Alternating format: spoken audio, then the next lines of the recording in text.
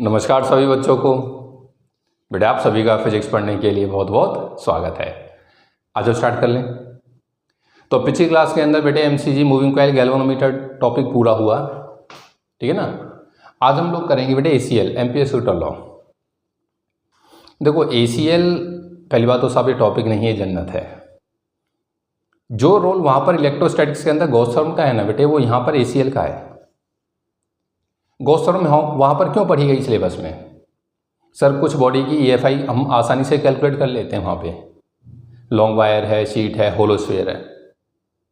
याद है long wire का डेरिवेशन हमने दोनों मेथड से किया था, क्या नाम है, कूलम्ब्स लॉ से भी किया और गॉस से भी किया। तुम कूलम्ब्स वाले डेरिवेशन को याद करो, वो डेरिवेशन थोड़ा लेंथी है, इंटीग्रेशन का ज़्यादा यूज़ है उसमें, टफ भी है। एक एवरेज बच्चे के लिए डेरिवेशन टफ होता है। और गॉस थ्योरम सर कुछ ना था, गॉस थ्योरम में E dot D S equals to Q in by epsilon naught, Q in की वैल्यू डालो, E की वैल्यू निकाल लो, ये तो आपने रटवा दिया था। तो गॉस हमारी हेल्प करता है EFI कैलकुलेट करने के लिए कुछ डिफरेंट बॉडीज़ की, सही है ना। वही काम बेटे यहाँ पे ACL करता है। ACL MFI कैलकुलेट कराएगा कुछ बॉडी की, लॉन्ग स्ट्रेट वायर की, सोलेनॉइड की, टॉरॉइड की। इन तीनों का डेरिवेशन आप बायोट-सावर्ट लॉ से करो, सब टफ होगा। मैं सोलेनॉइड का डेरिवेशन देखो, long straight current carrying wire का तो कराया था आपको, जो इस चैप्टर का पहला डेरिवेशन है, जो पहली क्लास में हुआ है, जिसमें φ1 φ2 आपने कैलकुलेट किए थे। और एंड अब जब 90 किए, φ1 φ2 90 किया, जब इनफाइनाइट लॉन्ग वायर का आंसर आया था B = μ0I/2πr।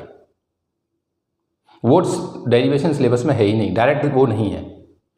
हमारे CBSE सिलेबस में लिख रखा है कि long straight wire with the help of ACL। आज उस डेरिवेशन को वापस करेंगे। वो 1.5-2 पेज का डेरिवेशन, एक टफ इंटीग्रेशन, हल्का नहीं है, बड़ा इंटीग्रेशन है। और आज करोगे 3 स्टेप के अंदर खत्म हो जाएगा। 3 स्टेप, चौथा स्टेप नहीं लिखेगा, याद रखना। 3 स्टेप में डेरिवेशन खत्म। तो साहब इसका मतलब ये ACL तो बहुत इंपॉर्टेंट चीज़ है, साहब ये जन्नत है। सोलेनॉइड में आपको दोनों मेथड से करा दूंगा, ACL से भी कराऊंगा, विदाउट ACL कराऊंगा। दोनों डेरिवेशन को कंपेयर कर लेना, फिर तुम्हें समझ में आ जाएगा साहब ये क्यों जन्नत है, ठीक है बेटे। तो मेरा आपसे कहने का मतलब है कि ACL, एम्पियर्स रूट लॉ का वही रोल है सिलेबस के अंदर जो गॉस थ्योरम का था। बस हमको यहाँ पे जो बॉडी कवर करनी है, लॉन्ग करंट कैरिंग वायर है, ध्यान रखना। वो एक क्या नाम है, बायोट-सावर्ट लॉ से हमने कर लिया, वो सिलेबस में नहीं है। अब आज दोबारा कराऊंगा। तो लॉन्ग वायर, सोलेनॉइड और टॉरॉइड, ये 3 बॉडी हैं, ठीक है बेटे। एक बार मैं दोनों लॉ आपको वापस याद दिला देता हूँ, वो क्या नाम है, गॉस थ्योरम याद दिला देता हूँ और इसको समझाऊंगा। याद कर गॉस थ्योरम क्या थी।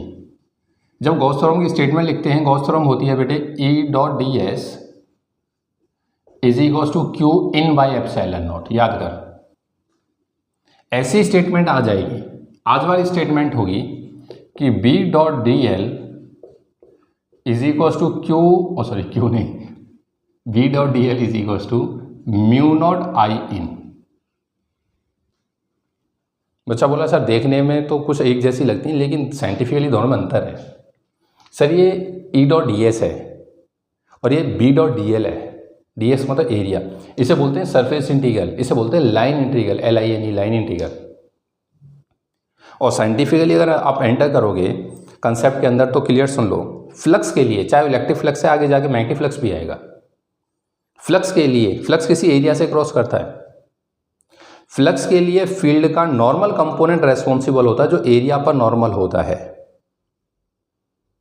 और लाइन इंटीग्रल जब लूप का लिखा जाता है तो फ्लक्स, वो क्या नाम, फील्ड का पैरेलल कंपोनेंट, जो कंपोनेंट फील्ड का पैरेलल होता है किसके, लूप के, वो रेस्पॉन्सिबल होता है, वो रेस्पॉन्सिबल होता है।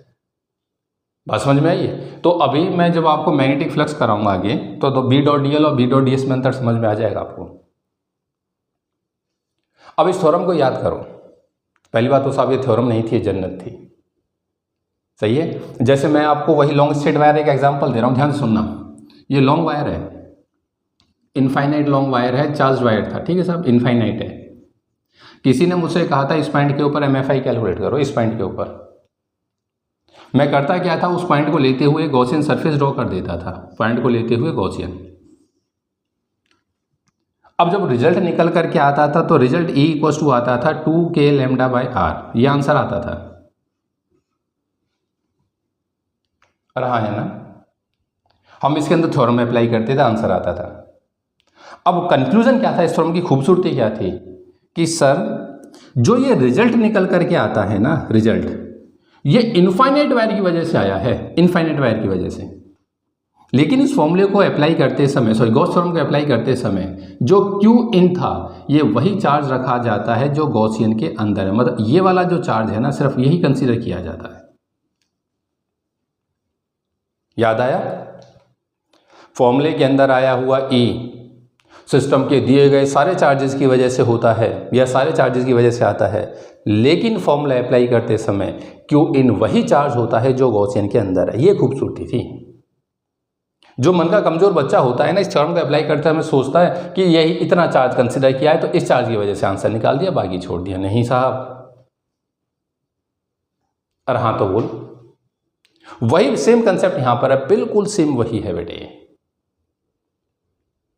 यहां पर हम लोग जब, जैसे मैं आपको लॉन्ग वायर्स की हेल्प या एक सोलेनॉइड की, देखो सोलेनॉइड से ज्यादा अच्छा लगेगा।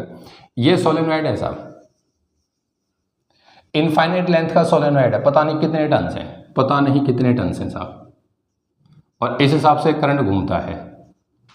हर इंडिविजुअल टर्म में अपना आई वही करंट जाएगा। हाँ सर वही करंट जाएगा सब में, ठीक है।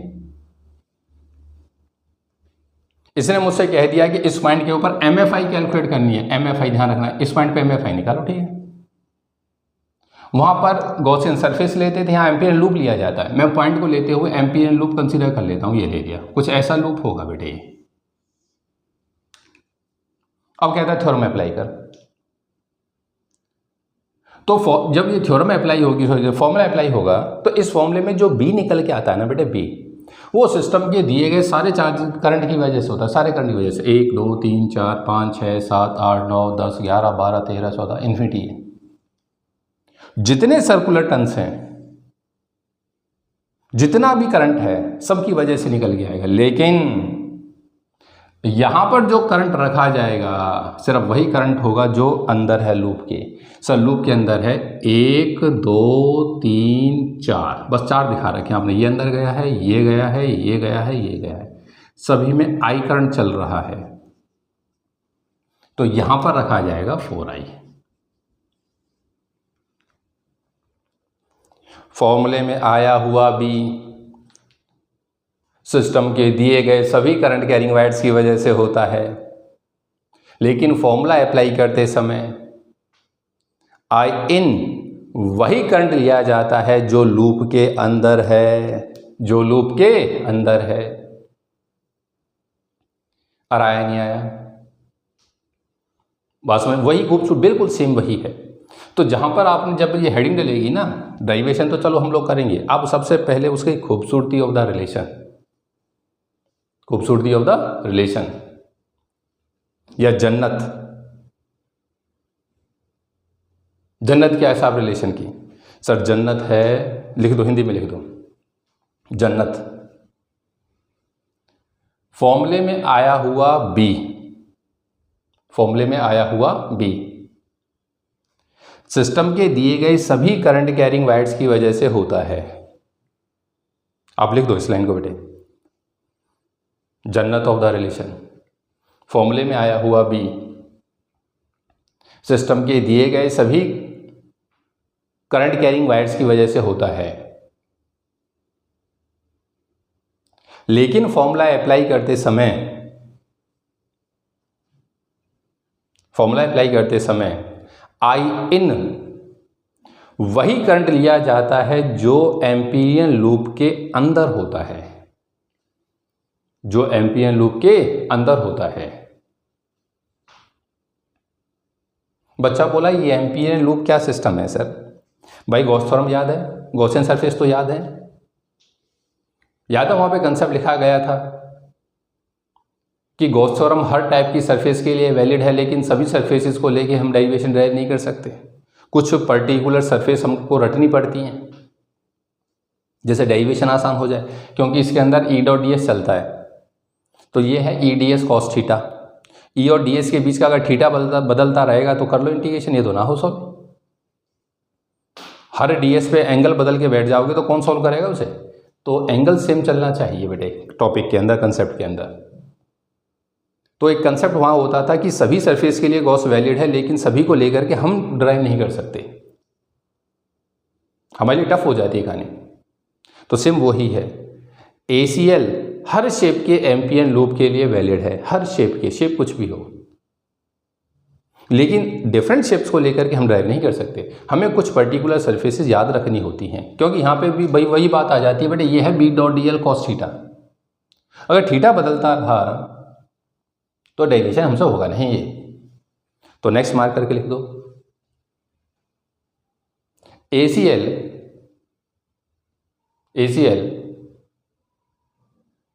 सभी एम्पियन लूप्स, सभी शेप्स के एम्पियन लूप्स के लिए वैलिड होता है। एम्पियर्स वेक्टर लॉ सभी शेप्स के एम्पियन लूप्स के लिए वैलिड होता है, लेकिन हम कुछ पर्टिकुलर लूप्स को लेकर के ही डेरिवेशन ड्राइव कर सकते हैं, लेकिन हम कुछ पर्टिकुलर शेप्स को लेकर के ही डेरिवेशन ड्राइव कर सकते हैं। क्यों? सारा खेल है थीटा का। अगर थीटा बदलता रहा मौसम बदल जाएगा डेरिवेशन का। तो सिलेबस में कौन कौन से बॉडी है? एक लॉन्ग वायर है, एक सोलेनॉइड, टॉरॉइड। तो तीनों का लिख लो। 4 long straight wire, number first 4 long straight wire. Amperian loop जो है बेटे वो सर्कुलर होगा। एम्पियन लूप कैसा होगा? सर्कुलर।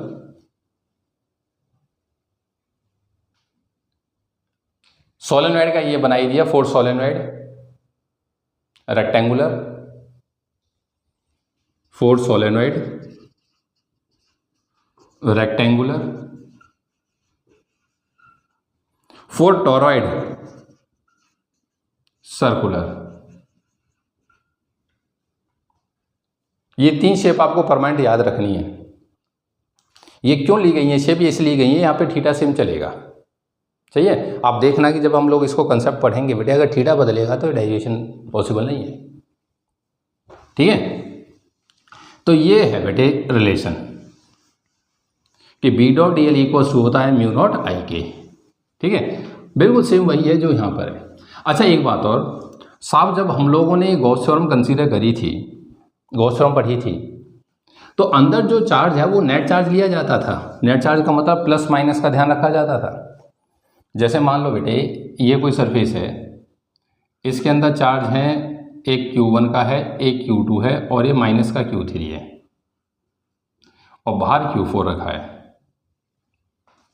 बाहर क्या रखा है? ये पॉइंट मत मान लेना, चार्ज जैसे मैं हटा देता हूँ। चलो 3 चार्ज अंदर है, 4 बाहर है। थ्योरम अप्लाई करो, तो थ्योरम जब अप्लाई होती थी तो ये होता था A.ds must be equals to Q in, सिर्फ अंदर का लिया जाता था, तो Q1 प्लस में Q2 और माइनस का Q3 बाई एप्सिलॉन नॉट, ये आंसर आता था। मतलब कहने का आपसे ये है कि अंदर का नेट चार्ज कंसीडर होता था बेटे, प्लस है तो प्लस, माइनस है तो माइनस। सर ऐसा कंसेप्ट यहाँ पर भी होता है? हाँ बिल्कुल होगा भाई, बिल्कुल होगा। जैसे समझना, अगर मान लो तुमको ये 3 वायर दे दे, ये 3 वायर हैं, ठीक है, एक में करंट I1 ऊपर है, एक में करंट I2 ऊपर है, इसमें नीचे ले लेता हूँ, ये I3 है, और मुझसे कह देता है कि किसी पर्टिकुलर पॉइंट के ऊपर MFI कैलकुलेट करो। अब ये तीनों करंट एक डायरेक्शन में तो है नहीं, अब तीनों से फील्ड जनरेट होगी। तो राइट हैंड थंब रूल लगा के देख, इसकी वजह से फील्ड इनवर्ड है, इससे भी इनवर्ड है, एक इससे आउटवर्ड आ रही है, जो फील्ड आ रही है आउटवर्ड है। अब तीनों वायर से एक ही डायरेक्शन में फील्ड नहीं है, तो क्या लूप के अंदर जब हम लोग फॉर्मूला अप्लाई करेंगे तो जो I इन होगा वो डायरेक्शन के साथ देखना होगा या सीधे कंसीडर कर लेंगे?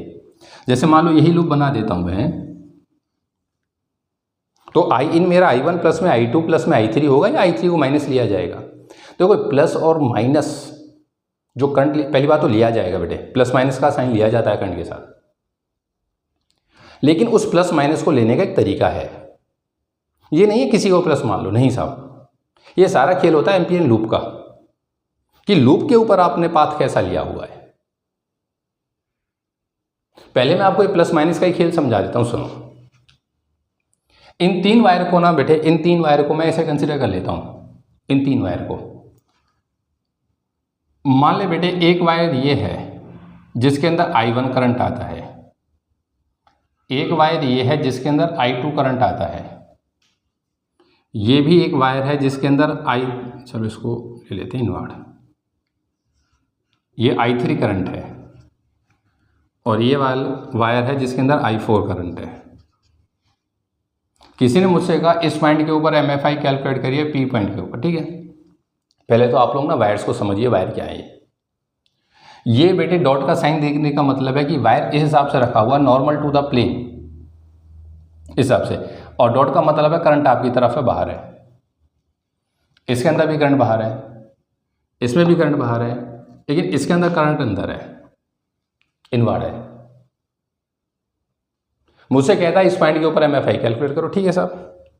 नियम हमसे वही कहेगा क्या कि जिस पॉइंट के ऊपर MFI कैलकुलेट कराता है उस पॉइंट को लेते हुए एम्पियर लूप ड्रॉ कर लो। मैंने ये एम्पियर लूप ले लिया,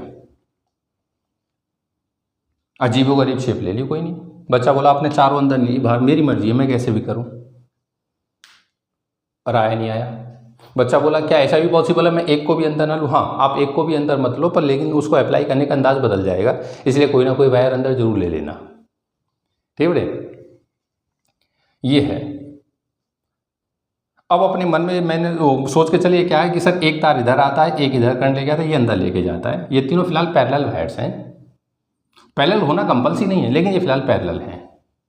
पैरेलल होना कंपल्सरी नहीं है, बस अंदर आना चाहिए लूप के अंदर करंट, ठीक है सर। अब मुझसे कहता है इस पॉइंट के ऊपर MFI कैलकुलेट करो, ठीक है। बात को समझना, पकड़ने की कोशिश करना बेटे। अगर मैं अपने मन में सोचूं तो एक इंडिविजुअल वायर से देखो, ये इंडिविजुअल वायर, इसमें करंट बाहर आता है, बाहर, तो इसकी वजह से जो फील्ड रही होगी वो इस पर्टिकुलर पॉइंट पे इधर रही होगी, इंडिविजुअल वायर की वजह से, ठीक है ना। ये फील्ड इस साइड रही होगी B1। इसकी वजह से देखूंगा तो इसकी वजह से भी कुछ इधर रही होगी B2। टेंजेंट देखो, सर्कल बनेगा ना बेटे, इसकी वजह से तू देखेगा तो एक ऐसे सर्कल बन कर आएगा, ये भी एक अपना सर्कल बना रहा होगा ऐसे, ये भी एक सर्कल बनाएगा इस हिसाब से, ये भी एक सर्कल बनाएगा। तो मैं चारों की वजह से डायरेक्शन देखता हूँ, इसकी वजह से ये टेंजेंट चलेगा कुछ, तो ये हो गई। इसकी वजह से भी, इसकी वजह से इनवर्ड है, ये करंट अंदर है तो ये ऐसे आई, तो इस पॉइंट पे जो सर्कल होगा उसका इस साइड आंसर होगा, कुछ इस साइड रहा होगा, ऐसे इसका कुछ आंसर रहा होगा, B4 का भी कुछ उस साइड ऊपर रहा होगा। मेरा कहने का मतलब है कि चारों की वजह से उस पॉइंट पर फील्ड है, जब मैं राइट हैंड थंब रूल से देखता हूँ, ठीक है साहब। अब चारों की वजह से फील्ड है तो क्या चारों की वजह से B नेट की कुछ डायरेक्शन रही होगी? हाँ सर, वो किधर कहीं ना कहीं तो होगी। मैं अपनी तरफ से कंसीडर कर लेता हूँ, कोई कंपल्सरी नहीं है सिचुएशन में, मैंने लेट किया अपनी तरफ से कि लेट कर ले साहब फील्ड की डायरेक्शन इस साइड है, दिस इज B नेट, और ये मैंने लेट किया है। क्या किया है? लेट। बात समझ में आई है? ये मैंने लेट किया है, कोई फिक्स नहीं है इधर ही होगी। हो सकता है साहब ये इतना हैवी हो, I3 इतना ज़्यादा हो कि B3 इधर, नेट इधर आ रही हो, आने दे, कोई मतलब नहीं, किधर ही हो। मैंने अपनी तरफ से लेट कर लिया। पहला स्टेप क्या है? एम्पियर लूप ड्रॉ किया। दूसरा, अपनी तरफ से B कंसीडर कर लिया, ठीक है सर। अगला स्टेप, ध्यान से सुनना मेरी बात को। जो आपको एम्पियर लूप दिया गया, आप उस लूप के ऊपर एक छोटा सा एलिमेंट कंसीडर करेंगे। लूप के, दिस इज इमेजिनरी लूप, ये करंट कैरिंग लूप नहीं है, कहीं आप पीछे करंट कैरिंग नहीं, ये एक इमेजिनरी लूप है। उस पर एक एलिमेंट लेंगे, और वो एलिमेंट जो होता है ना बेटे, एलिमेंट की जो डायरेक्शन होती है लूप पे टेंजेंट होती है। अभी आपके ऊपर डिपेंड करेगा आप लूप के ऊपर पाथ कैसे कंसीडर करोगे। तो मान लो आपने लूप के ऊपर जो पाथ है वो लूप को ऐसे कंसीडर किया हुआ है, ये पाथ की डायरेक्शन है, तो इस जगह का जो DL आएगा ना बेटे वो इस तरफ होगा। ये सारा खेल इस पाथ का है कि आप किधर कंसीडर कर रहे हो पाथ को। चलो ठीक है, पहले इधर देखो फिर समझाता हूँ। तो मैंने DL अपनी तरफ से, वो क्या नाम है, एक एलिमेंट लिया, एलिमेंट पे लेट कर लिया, B इस साइड है, लेट DL इस साइड है, B और DL के बीच का एंगल थीटा लेट कर लिया। क्या लेट कर लिया? थीटा। अब मेरी बात को ध्यान से सुनना बेटे, बारीकी से। ये सारा खेल है इस DL का, और DL को भी ना देखो ना, अब ये पाथ देखना, ये लूप के ऊपर पाथ है। अब तुम्हें करना क्या है कि अपने राइट हैंड को कुछ इस हिसाब से कर्ल करो, कुछ इस हिसाब से कर्ल करो कि ये उंगलियां उधर उसी डायरेक्शन में हो जिस तरफ पाथ है, जिस तरफ आपको चलना है, लूप के ऊपर आपको चलना है। तो जो अंगूठा होगा ना बेटे, अंगूठा ये डायरेक्शन दे करके जाता है एरिया वेक्टर की। साइंटिफिकली तो एरिया वेक्टर की डायरेक्शन देता है ये, और एक खेल होता है एरिया वेक्टर और करंट के बीच का। लेकिन जो मैं जुगाड़ बता रहा हूं उसको पकड़ना, जिधर ये अंगूठा जाएगा उस डायरेक्शन में आया हुआ करंट पॉजिटिव कंसीडर होगा। उस डायरेक्शन में आया हुआ करंट पॉजिटिव कंसीडर होगा। तो इसका मतलब ये हुआ कि जब ये थ्योरम अप्लाई करी जाएगी, B dot D L is equal to mu naught of I in, तो आई इन में ये दोनों पॉजिटिव और ये नेगेटिव, I1 प्लस में I2 माइनस में I3, ये थ्योरम है।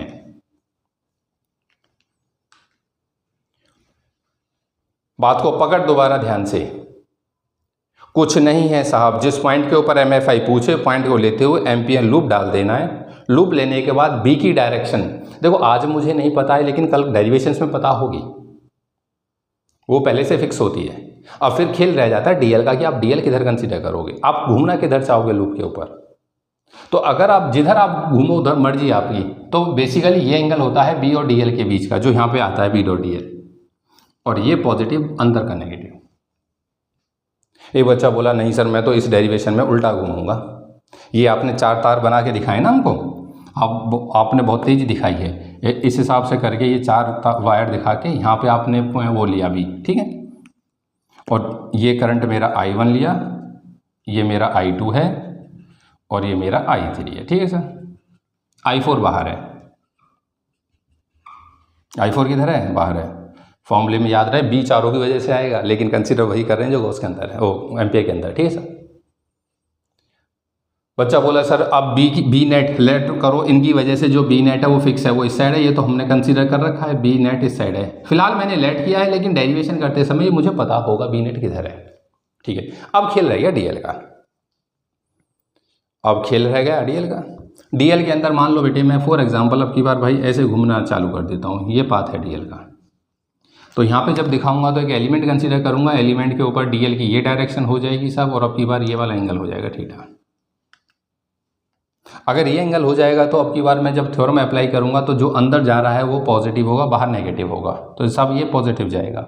लगा थ्योरम को, तो जब थ्योरम अप्लाई होगी तो B dot D L is equal to mu naught of I in, तो I3 पॉजिटिव है, माइनस का I1 और माइनस का I2, ये रिलेशन अप्लाई होगी। अरे हाँ तो बोले यार, B dot D L equal to mu naught of I3 minus का माइनस I1 माइनस I2। एक बच्चा बोला सर इसका मतलब है कि अगर बाई चांस मैं लूप, आप कहते हो मेरी मर्जी है किधर भी घूम, क्लॉक घूम, एंटी क्लॉक, लूप आपके ऊपर है, किधर भी चलाइए, लूप पे आपको घूमना है, किधर भी घूमो आपकी मर्जी होगी। तो इसका सब मेरी मर्जी से तो मेरे आंसर बदल जाएंगे, मेरी मर्जी से तो मेरे आंसर बदल जाएंगे। ये रिजल्ट देखो, ये अलग है वो अलग है। ये उस बच्चे के लिए अलग है जो सोचता नहीं है, जो ध्यान से सुन नहीं रहा, देख नहीं रहा। ये सेम रिजल्ट है बेटे, वो इसलिए सेम है, सुन। ये जो रिजल्ट ड्राइव हुआ इसके अंदर ये एंगल थीटा एक्यूट है, और इसके अंदर ये आ गया ऑब्ट्यूज। बात को पकड़, उसमें एक्यूट है और इसमें आ गया ऑब्ट्यूज। अगर ये ऑब्ट्यूज आ गया तो जब तू यहां पे इस तरफ लिखेगा ना B D L cos theta, तो ये पॉजिटिव आइडेंटिटी रहेगी। लेकिन जब ये लिखा जाएगा B D L cos theta, तो ध्यान से देख, उसके रेस्पेक्ट में ये ऑब्ट्यूज एंगल है, उसके रेस्पेक्ट में ये ऑब्ट्यूज है एंगल। तो यहां से जो नेगेटिव आइडेंटिटी आएगी वो इसके माइनस को कॉमन करके कैंसिल करेगी। दैट्स व्हाई रिजल्ट जो आएगा वही सेम आएगा जो पहले आया है, रिजल्ट वही होगा जो पहले आया है। अगर आप इसी के रेस्पेक्ट में दिखाते हो ना, बिल्कुल सेम इसी के उसमें, तो आप ना कुछ ऐसे देख के चलो। डीएल मैंने ऐसे टेंजेंट दिखाया है, तो कुछ वैसे ही है ये। हल्का सा मैं आपको वैसे समझाने की कोशिश करता हूँ, इधर सुनो। अगर ये चीज़ रहेगी ना, ये थी पहले, देखना ये डीएल था ये, तो आपका ना ये वाला एंगल था। तो इस एंगल को अगर मैं कंसीडर कर रहा था यहाँ पे, तो अब ये जो बचा है 180 माइनस दिस एंगल बचा, और कॉस 180 माइनस दिस एंगल का मतलब जो ये बचेगा वो नेगेटिव एंगल आएगा, नेगेटिव वैल्यू आएगी। अगर मैं आपको समझाने के लिए इसको अल्फा वैल्यू डालूं, थोड़ी देर के लिए इसको अल्फा डालूं, ये थीटा है, तो बोलो अल्फा है क्या? अल्फा 180 माइनस थीटा है, 180 माइनस थीटा है, और 180 cos 180 minus theta minus cos theta. तो यहाँ पे आया था कॉस थीटा और यहाँ पे आ जाएगा माइनस कॉस थीटा, और यहाँ का जो माइनस होगा वो इस माइनस को कैंसिल करेगा, और जो इधर का रिजल्ट है और इधर का रिजल्ट है वो बराबर हो जाएगा। और हाँ तो बोल, इधर बचेगा BDL कॉस थीटा, इधर भी BDL कॉस थीटा, और जो ये है ये दोनों बराबर हो गए। तो तुझे जो यहाँ से मैं कंसेप्ट समझाना चाह रहा हूँ बस इतना है बेटे, क्या कि जिस भी पॉइंट के ऊपर वो हमसे बोलेगा कि MFI निकालो, कुछ नहीं करना, उस पॉइंट को लेते हुए लूप बना लो। बना दिया साहब, उस पॉइंट को लेते हुए लूप बना दो, ठीक है सर। उस पॉइंट के ऊपर B की डायरेक्शन मुझे प्रीवियस नॉलेज से पता होती है, यहाँ तो मुझे लेट करनी पड़ी है समझाने के लिए, वहाँ पहले से पता, ठीक है। फिर अगला स्टेप है उस लूप के ऊपर डायरेक्शन देखना, लूप की डायरेक्शन किधर है ना। आप नहीं सॉरी, लूप की डायरेक्शन को गिवन नहीं करे, आपको लेनी है, किधर लोगे? क्लॉक ले लो, एंटी क्लॉक ले लो, आपकी मर्जी है। जैसे जिधर आप डायरेक्शन लोगे उस डायरेक्शन के हिसाब से I1 I2 की पॉजिटिव या नेगेटिव वैल्यू लिखी जाती है करंट की। बोल सही बात है नहीं? जो लूप के ऊपर डायरेक्शन है, आपने डायरेक्शन एक लिए, दूसरे बच्चे ने उल्टी डायरेक्शन लेके, रिजल्ट दोनों का सेम आएगा। DL की डायरेक्शन बदलने से या लूप की डायरेक्शन बदलने से रिजल्ट नहीं बदला करते, रिजल्ट चेंज नहीं होते, रिजल्ट वही निकल के आता है। बात समझ में आई है नहीं? तो ये रिलेशन है बेटे, ये है एम्पियर लूप। तो अब मैं आपको इसकी स्टेटमेंट वगैरह समझा देता हूँ, स्टेटमेंट लिखवा देता हूँ। पहले मैंने अप्लाई करना ही सिखा दिया आपको ये, ठीक है बेटे। तो रो स्क्रीन को जो भी अच्छा लगता है बोर्ड से उसे नोट कर ले, फिर आगे चलते हैं। लिख लिया बेटे? चल आ जा, अभी एक कंसेप्ट और देख ले, फिर एक बार और अप्लाई करना सीख लेते हैं, फिर आगे चलते हैं। देखो एक बात क्लियर सुन लो बेटे, बहुत आसान है, ठीक है। ये मैंने जो आपको समझाया ना कि एलिमेंट किधर भी, और ये इतनी ज़रूरत आपको CBSE में नहीं पढ़नी है, लेकिन कंसेप्चुअली ये पता हो कि ये सारा खेल होता है कि एम्पियर लूप आपने किधर चलाया है, ठीक है ना। इधर देख, बात को समझना। साहब मान ले ये 3 वायर हैं, 3 ही वायर कंसिडर करके चलता हूँ, तीनों में सेम डायरेक्शन में करंट है, I करंट है तीनों के अंदर, तीनों में करंट क्या है? I है। मुझसे कहता है इस पॉइंट के ऊपर MFI बताइए, मैं लूप कंसिडर कर लेता हूँ साहब, ये एम्पियर लूप है। लगा थ्योरम, तो थ्योरम जब अप्लाई होगी तो B.DL की वैल्यू रही म्यू नॉट, और ये अब लूप को देखो, this is not the field, this is a loop, ये लूप है, या आपने एक इमेजिनरी लूप कंसिडर किया है, इमेजिनरी। अब लूप आपने किधर कंसिडर किया है? सर मैं तो अपनी तरफ से इधर मान लेता हूँ, मैं तो ऐसे घूमूंगा। तो साहब जब आप ऐसे घूमोगे तो तीनों करंट पॉजिटिव में, क्योंकि तीनों ऊपर हैं, तो दैट्स वाई रिजल्ट हो जाएगा 3I। रिजल्ट कितना होगा? किधर कितना? 3I, ठीक है साहब। अगर मान ले बेटे यही सिचुएशन थी, जैसे फॉर एग्जांपल ये कहानी बन जाती, ये I1 है, ये I2 है, और ये नीचे I3 है, वही पॉइंट P है जिसमें MFI चाहता है, इसको लेते हुए मैंने ये लूप कंसिडर कर लिया। अब इसको कंसिडर करने के बाद आपने डायरेक्शन ये दिखा दी लूप के ऊपर पेपर में, ये हिस्सा आपकी तरफ है बेटे, ठीक है ना।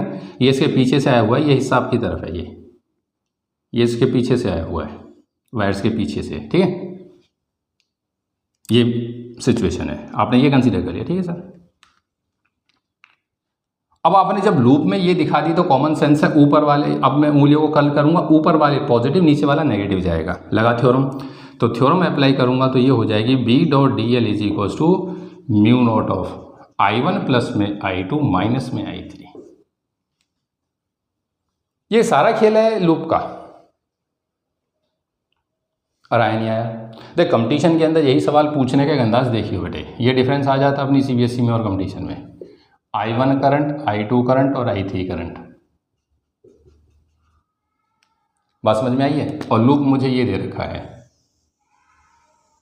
ये लूप है सर। ये हिस्सा मैं आपकी तरफ गिवन कर देता हूँ, ये डॉट डॉट डाल के कर देता हूँ, ऐसे आपको थोड़ा अंदाजा हो जाएगा, ठीक है बेटे, इसे अंदाजा हो जाएगा। ये डायरेक्शन मुझे गिवन कर रखी है उसने लूप की, ये डायरेक्शन है। कहता है एम्पियर लॉ लिख के दिखाइए, किसी भी शेप के लिए वैलिड है? हाँ सर सभी के लिए वैलिड है, लेकिन हम ड्राइव नहीं कर सकते, लिख तो देंगे, हाँ जो सब कुछ गिवन कर दिया, लूप दे दिया, लिख दो। तो देख, तो B dot D L is equals to mu naught of current के ऊपर खेला। सर ये दो करंट ऊपर है, ये नीचे है, और हमें उससे मतलब नहीं है। ये देख लूप कैसे दिया है सर, यहाँ पे जब लूप दिया है ना, इन दोनों के कॉरस्पॉन्ड ये जो लूप चला है ये डायरेक्शन है, तो ये डायरेक्शन है ये, तो ये दोनों, ये करंट ऊपर जाएगा पॉजिटिव, ठीक है। तो ये तो हो गया I1 प्लस में I2। अब जब ये सिचुएशन बन करके आती है, ये हिस्सा मेरी तरफ है बेटे, ये वाला डॉट, ठीक है ना, ये ऐसे निकल के गया है, तो ये जो हिस्सा तेरी तरफ घूम करके आता है, तो उंगलियों को तू जब फिर ऐसे कर्ल करता है तो सर ये अंगूठा नीचे आ गया, और जिधर अंगूठा आया अगर करंट उधर है तो पॉजिटिव लिया जाएगा। सर ये I3 भी पॉजिटिव है इस सिचुएशन के अंदर। इस क्वेश्चन में और इस क्वेश्चन में अंतर पकड़ियो। बच्चा बोला डायरेक्शन तो I1 I2 I3 सेम है, I1 I2 I3 सेम, बिल्कुल सही है सर, ये तो सेम है डायरेक्शन। यहाँ प्लस है, वहाँ आपने माइनस लगवा रखा है। हाँ, ये सारा खेल लूप का है। वहाँ पे लूप बड़ा सीधा साधा दिया, जो अपने CBSE वाले बच्चे को दिया गया, गोल दिया, अपना मस्त देख कर गया, या जानबूझ के घुमाया साहब, ये लूप ऐसे टेढ़ा करके दे दिया। इन दोनों के हिसाब से देखता हूँ तो इसके ऊपर हो गया है अपवार्ड है, ये भी इसके हिसाब से भी अपवार्ड है, क्यों, ये ऐसे आया है लूप, करंट नीचे, अंगूठा जिधर उधर पॉजिटिव। अरे आया नहीं आया, ठीक है बेटे। तो स्क्रीन को रोक, फटाफट नोट कर तीनों को, लिख लिया बेटे, चल आ जा। अब हेडिंग बना बेटे, state and prove ACL ampere circuital law. State and prove ampere circuital law बेटे, दोनों में से, गॉस में से और ACL में से किसी एक के पेपर में आने के पूरे चांस होते हैं, ठीक है। ACL तो हम लोगों ने तो साहब पहले ही डेफिनेशन देख ली इसकी, तो स्क्रीन को रोक के नोट कर ले बेटे, ठीक है। It states that the line integral of the magnetic field intensity along a close loop, सही है, क्लोज लूप या curve is equal to the mu naught times the algebraic sum of the current passing through the given loop. होगी statement. अब आज इसका proof देख ले। Proof, आपको गॉस की स्टेटमेंट, वो गॉस का प्रूफ याद है? जब हम लोग प्रूफ करते हैं E dot D S equals to this Q in by epsilon, जब प्रूफ करके लाते हैं तो E डॉट डी एस को इसके बराबर, तो E की वैल्यू पुट करते हैं, आंसर आ जाता है। लेकिन जब इसकी सहायता से डेरिवेशन किए जाते हैं, EFI निकाली जाती है, तो उस E की वैल्यू ही कैलकुलेट होती है। बिल्कुल सेम वही है साहब, ध्यान से सुनियो। ये लॉन्ग स्ट्रेट वायर है, I करंट लेकर के गया, ठीक है साहब, मुझसे कहता है इस पॉइंट के ऊपर, P पॉइंट के ऊपर MFI निकालनी है। नियम मैंने क्या काम किया, पॉइंट को लेते हुए लूप ले लिया, ये लूप ले लिया साहब।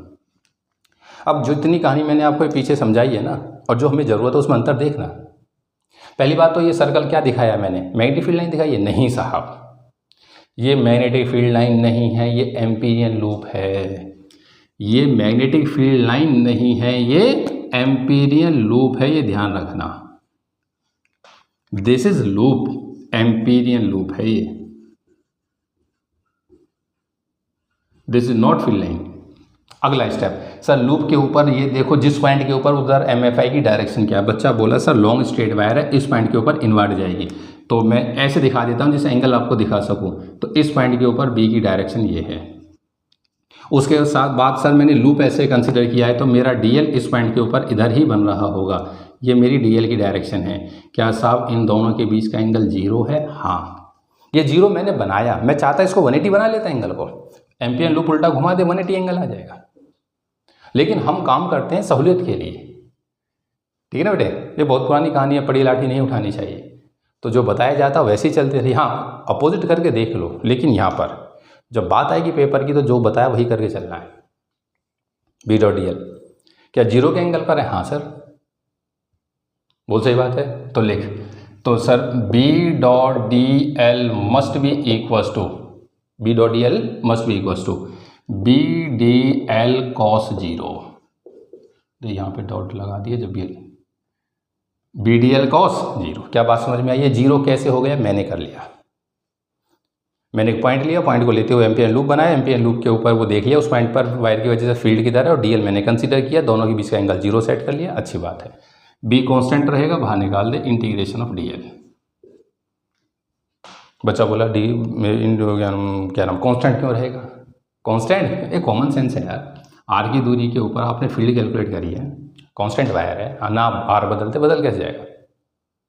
जो कांस्टेंट है बाहर निकाल। सर लॉन्ग स्ट्रेट वायर का जो आंसर आता है, लॉन्ग स्ट्रेट वायर का जो आंसर आता है वो आता है म्यू नॉट आई अपॉन में 2 पाई आर, ठीक है सर, इंटू डी एल का इंटीग्रेशन किया 2 पाई आर, कैंसिल आउट हुआ, आंसर आया म्यू नॉट आई, खत्म। अरे हाँ तो बोल यार, ये रिजल्ट आया। यहाँ से तो मैंने शुरुआत करी थी, यहाँ से तो हम लोगों ने शुरुआत करी है। लोग रो की स्क्रीन को फटाफट नोट करें एक बार, लिख लिया बेटे। ये प्रूफ था इस थ्योरम का, इस लॉ का, ठीक है। अब डेरिवेशन बना, हेडिंग बना M F I due to long straight current carrying wire, M F I due to long straight current carrying wire. अच्छा बेटे डेरिवेशन क्या था, इसमें एक लाइन भी नहीं लिखी हम लोगों ने। अब थोड़ी जगह बची हो तो हिंदी में वहाँ पे अपनी सहूलियत के लिए लिख देना। Consider a infinite long current carrying wire carrying current I और draw ampere circular loop of radius small R, ampere circular loop of radius small are.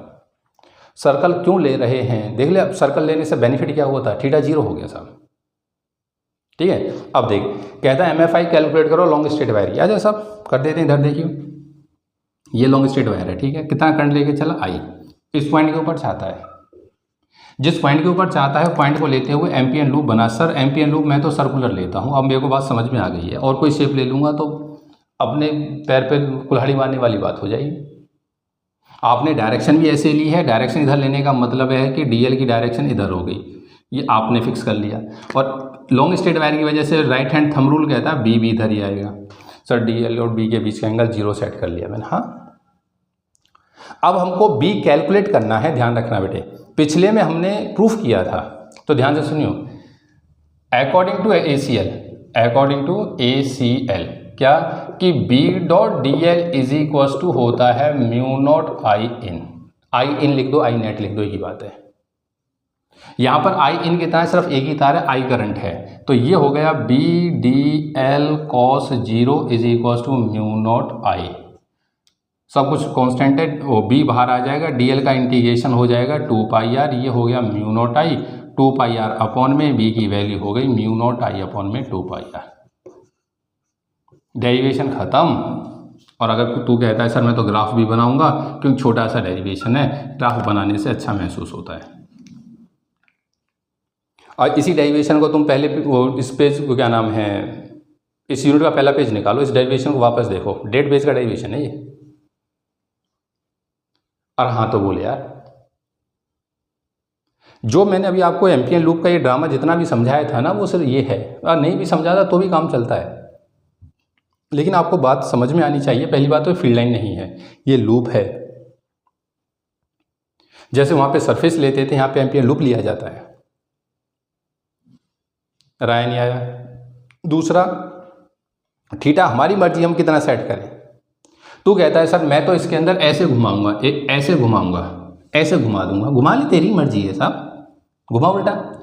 जैसे अगर एक बच्चा एक करंट को तो इधर ले लेता और लूप को ऐसे ले लेता, इसका उल्टा ऐसे घुमा देता, घुमा दे। आइयो इस वाले पॉइंट के ऊपर, सर इसकी वजह से फील्ड तो इधर आ जाएगी और डीएल आपका इधर सेट होगा।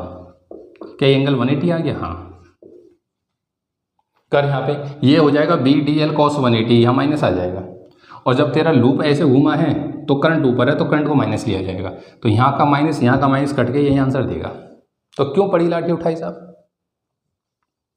एक बार समझने के लिए आप करके देख लीजिए, अच्छी बात है, लेकिन उसको डेरिवेशन में अप्लाई करके बताना फाइनल में। क्योंकि जो टीचर वहाँ पे कॉपी चेक कर रहा है, सभी कॉपी के अंदर थीटा 0 चल रहा है, वो दिमाग में सेट हो जाता, फ्रीक्वेंसी वो क्या फ्लुएंसी से कॉपी चेक होती जाती। अब वहाँ 180 लेके आ जाओ, एक बार के सोचेगा क्या हुआ ये, देखेगा। अगर आपने एक बार अपनी चटकी वहाँ दिखाई तो फिर वो आपकी सारी कॉपी को ध्यान से देखेगा। नहीं तो देखा हाँ ठीक है, दिए नंबर, चला गया, और आया नहीं आया। ये बात तुम्हें समझ में आ गई ना कि कैसे भी अप्लाई करो, डीएल किधर भी लो, आपकी मर्जी होती है साहब, ये रिजल्ट सेम आते हैं। तो ये वाली फिगर नहीं बनानी है, ठीक है सब, ये वाली फिगर नहीं बनानी है आपको, यही फिगर बनानी है बस। रोक स्क्रीन को फटाफट नोट कर। आ जा बेटे, ये एनसीईआरटी का बेटे सॉल्व एग्जाम्पल है। ये जो क्वेश्चन आपके सामने है एनसीईआरटी का सॉल्व एग्जाम्पल है। साहब ये एग्जाम्पल नहीं, जन्नत है ये, मोस्ट इंपॉर्टेंट। ये MFI है बेटे, due to a long thick wire, THICK thick wire, ठीक है। जो हम लोगों ने अभी कैलकुलेट करा ना म्यू नॉट आई अपॉन 2πr, ये बेसिकली आउटसाइड द वायर होती है, तो हम उसको थिन ही मान के चलते हैं। लेकिन अब ये डेरिवेशन फॉर थिक वायर है, तो आप इसको एक तो ये क्वेश्चन की फॉर्म में लिख लो और डाल के बताओ, डेरिवेशन बना लो और भी डाल के कि MFI due to a long thick current carrying wire, THICK thick current carrying wire, MFI due to a long thick current carrying wire. अब आ जा, अब देख मैं इसको डेरिवेशन के बतौर करा देता हूँ बेटे, ठीक है।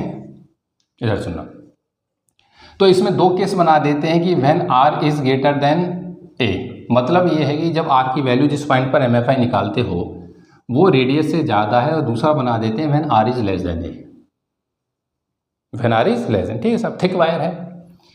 तो ये मान लो बेटे हमारा वायर हो गया, ठीक है ना, लॉन्ग स्ट्रेट वायर है, ये इसकी एक्सिस होती है वायर की, R रेडियस है।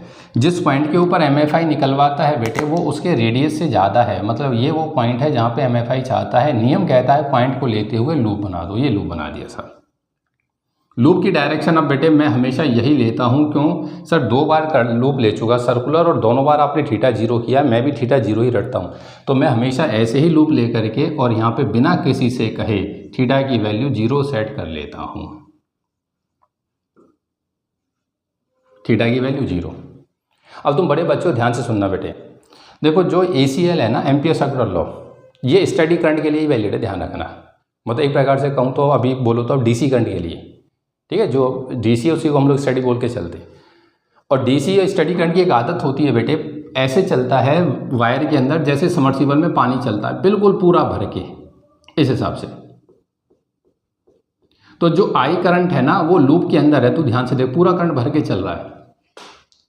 तो बच्चा बोला सर ये तो कंसेप्ट खत्म हो गया, क्या है कि ये था कि B.DL की वैल्यू होनी चाहिए म्यू नॉट I नेट या I इनके, वो I है, ये एंगल 0 है, तो ये हो गया B.DL cos 0 must be equals to mu naught of I, cos 0 1 हुआ, तो B इंटू में 2πr must be equals to mu naught I, तो B की वैल्यू हो गई म्यू नॉट I अपॉन में 2πr। सर ये तो वही आंसर है जो अभी किया था, हाँ वही है ही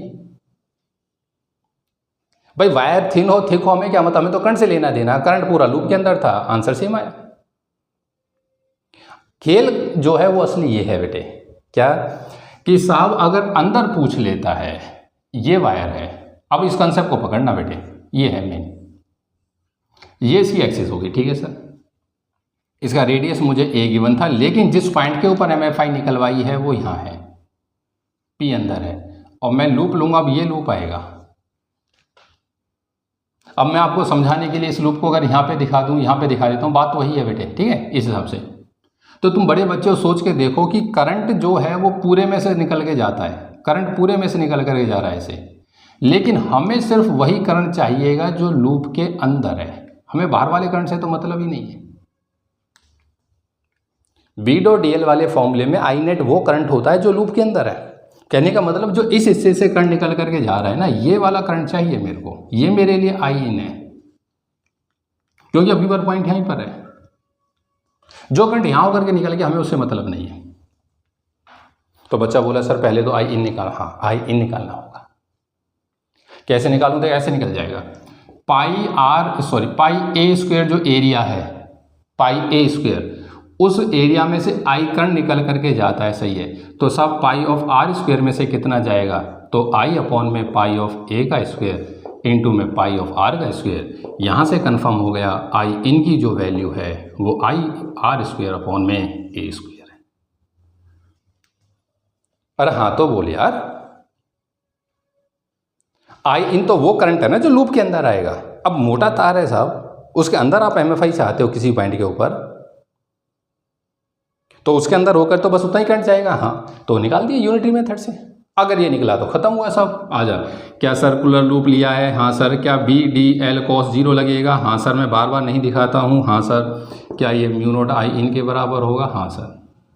कॉस जीरो 1 हुआ, बी इंटू में 2 पाई आर की वैल्यू इक्वल्स टू हो गई म्यू नॉट आई इन की वैल्यू क्या है? आई ऑफ आर स्क्वेयर अपॉन में ए स्क्वेयर। अरे हाँ तो बोल यार, एक आर इस आर को कैंसिल करेगा, बी का मान तेरे पास आ जाएगा बेटे म्यू नॉट आई अपॉन में 2 पाई ऑफ ए का स्क्वायर। ख़त्म। जो असली कंसेप्ट है वो ये है कि बी डायरेक्टली आया है आर के, और यहाँ पे जो कंसेप्ट था वो ये था कि बी इन्वर्सली आया है आर के। पकड़ तू बात को। आर डिस्टेंस है कहाँ से? एक्सिस से। आर कहाँ से डिस्टेंस है? एक्सिस से। ये दूरी है आर, ये इस पॉइंट की दूरी है आर।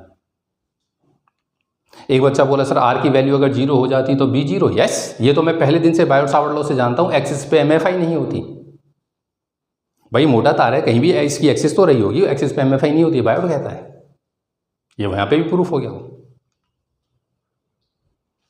मुझसे कहता है साहब इसकी फील्ड लाइन वो क्या ना वेरिएशन ड्रॉ करो। भाई इसका वेरिएशन भी मोस्ट इंपॉर्टेंट है, ध्यान से देखना। बी का वेरिएशन आर के साथ, आर सेंटर, बोल आर की वैल्यू 0 तो बी की वैल्यू 0। क्या फिर जैसे जैसे बढ़ेगा आर वैसे वैसे B? Yes sir, straight line आएगी साहब। फिर जैसे जैसे आर बढ़ेगा बी घटेगा? हाँ सर। जैसे जैसे आर बढ़ेगा बी घटेगा, ये आएगी सर। यहाँ पर सर ये वो पॉइंट हो जाता है जहाँ पे आर और ए बराबर होते हैं। बिल्कुल सही है,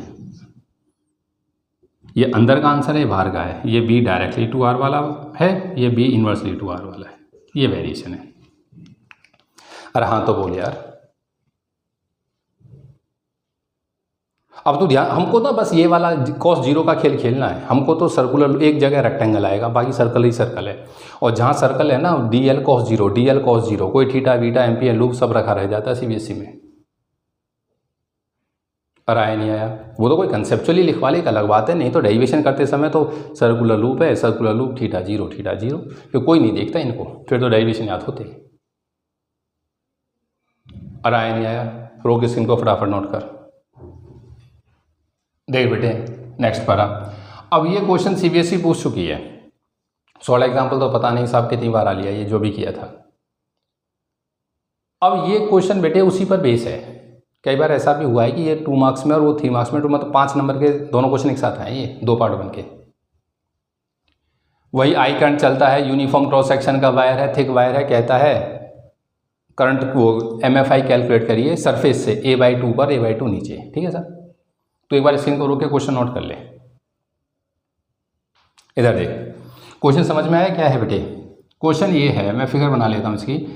ये कोई वायर दे रखा है मेरे को, ठीक है साहब, ये इसकी एक्सिस हो गई। वो ये कहता है कि इसमें आई करंट चलता है, ठीक है, यूनिफॉर्म क्रॉस सेक्शन है, इसमें आई करंट चलता है, ठीक है। वो ये कहता है सरफेस से ये रेडियस, अगर ये दूरी रेडियस मुझको ए दे रखा है बेटे, तो सरफेस से a/2 ऊपर और a/2 नीचे, ये सरफेस हो गई। मतलब ये पॉइंट है और ये पॉइंट है, यहाँ पे एमएफआई निकालो। क्या निकालो? एमएफआई। ये पॉइंट पी है, ये क्यू है, ये भी a/2 है और ये भी a/, ये सवाल है। बच्चा बोला ये डेरिवेशन अभी तो किया था, ये तो इनसाइड है क्यू। हाँ सर इनसाइड है। बोलिए इनसाइड का आंसर क्या आया था? बी एट क्यू इनसाइड का सर ये आया था mu naught I R upon में 2 पाई ए का स्क्वायर। ए रेडियस था, आर दूरी थी। बिल्कुल सच्चाई है सर। कहाँ से दूरी होती है सर? एक्सिस से होती है। एक्सिस से यहाँ तक की जो दूरी है वो a/2 है। हाँ सर a/2 है। अगर a/2 है तो बोलिए आंसर ये हो जाएगा म्यू नॉट आई a/2 और ये हो गया 2 पाई आर का स्क्वायर।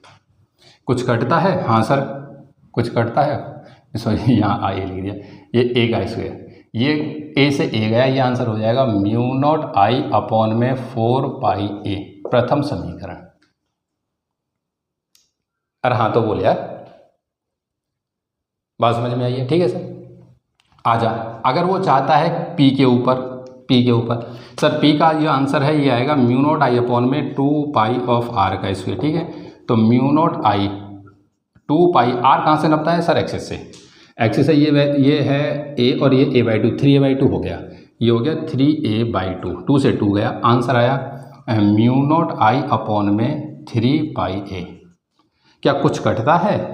ओ सॉरी, और कटता जो काट दिया, उसने कहा रेशो निकालो, तो field at Q upon field at P.